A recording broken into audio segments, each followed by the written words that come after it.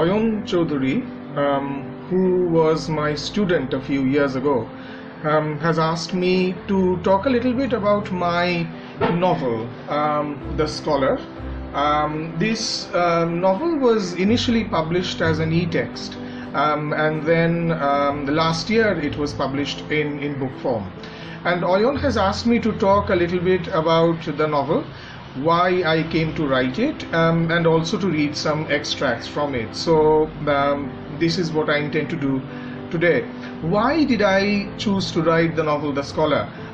Several reasons, I think. The first reason was that I wanted to ask a very simple question, which is, who is a scholar? Is a scholar somebody who is socially recognized to be a scholar? That is to say, somebody who has won a scholarship, somebody who has got a PhD, somebody who has got a published book, somebody who has got published articles.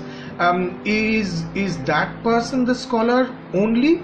Or are there other kinds of scholars who spend their entire lives reading very quietly in their home, perhaps earning not a lot of money, but out of whatever money they earn, they invest it in books. They go to the book fair every year and they buy books, but nobody comes to know about them.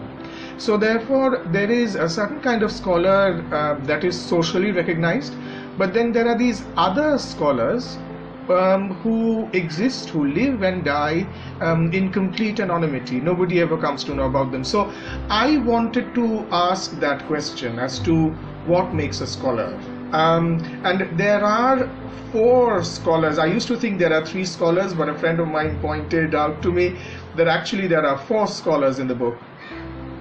But I only call the book The Scholar. So some people have also asked me, if there are 4 scholars in the book, why are you calling it The Scholar? Why not The Scholars? And the reason why I didn't want to call it The Scholars is because this was a trick that I played on the reader, that popular perception only recognizes one kind of scholar. But so this was a way of pointing out that mode of popular recognition. But then there are these other scholars who are not recognized, and this book is therefore a tribute not only to that one scholar, but also to the other scholars who live and die in anonymity.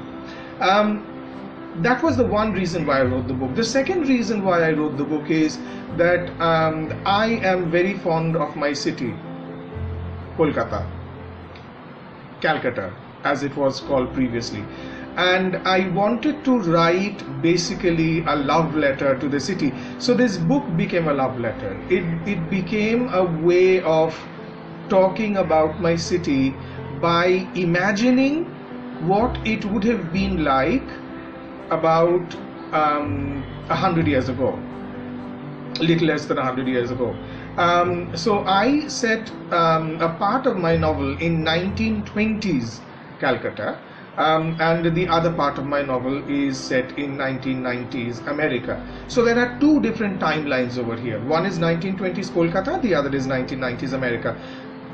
I will try and read from both the sections, and hopefully through my readings it is going to become clear as to what is meant by my questions as to who is a scholar, and also exactly why I think that this novel is a love letter to the city of Calcutta. So the first reading that I have for you, this is a conversation that is happening between 2 characters in the novel. These 2 characters are set in the 1990s, Deep and Madhav.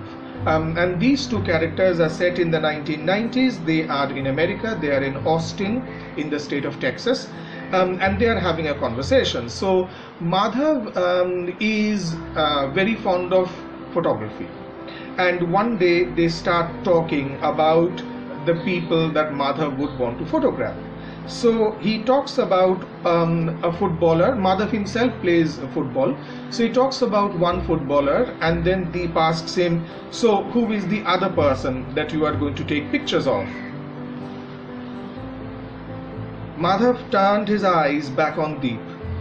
Deep wondered if Madhav's eyes were wetter than usual, but could not be sure. "It's Eric Cantona." "Not another footballer?" "Yes, my friend, another footballer." "Why him?" "Because he reads poetry. And that too, the poetry of Rambo." "Rambo writes poetry?" Madhav doubled up in laughter, shaking the bed and making Deep hate him. Deep did not like being laughed at, certainly not by a footballer. It's not Rambo, but Rimbaud. It is French. Arthur Rimbaud. Arthur Rimbaud was a 19th century French poet. "You're just weird," cried Deep and got up. "I have to make some rice. Why don't you have lunch with me and then go?" "Okay." You see, Deep, the reason why Cantona is my hero is that he makes me feel like I'm not the only footballer in the world who reads literature. Deep looked at Madhav, happy that he had asked him to stay for lunch. So that is one reading in which Madhav is a footballer, but he's that very odd footballer. He's a footballer who also enjoys reading literature. He also reads books. He also buys books. And I think that is what I was trying to project, is that sometimes when we think about sports people, we associate sports people with not being interested in anything else apart from sports. And Eric Cantona is a role model for Madhav, because he's a footballer and yet who reads poetry. The second extract that I am going to read out is going to be from the diary of Ronald Stratham. Now, Ronald Stratham is living in Calcutta in the 1920s. 14 December 1924. Off to Shambazar to get my watch repaired at the Globe Watch Company. The gentleman who took my watch in for repairs is about 40 years old and very handsome. His spoken English is not very good, but good enough for me to understand that he wants me to come back in a week to pick up the repaired watch. I then decided to walk down Cornwallis Street. How amazing, I thought, that this street changes its name 4 times by the time it reaches the other end. From Shambazar, it is Cornwallis Street, then College Street, then Wellington Street, then Wellesley Street, and then finally Wood Street. But it remains the same street, all 4 names current but at different points. Much like me, I suppose. I am British when I'm writing to Mummy, a Hindu when I'm at the temple, a writer when working for the leader, and an invert when I'm thinking of Sanjay. I'm rather proud of that, I thought.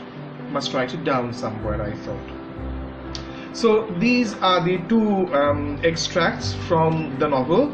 Oyon had asked me to keep the video to less than 10 minutes, so I hope I've been able to do that. I would certainly like it if you manage to get a copy of the book, and if you can let me know what you think about it. Thank you very much, and do take care of yourselves wherever you are.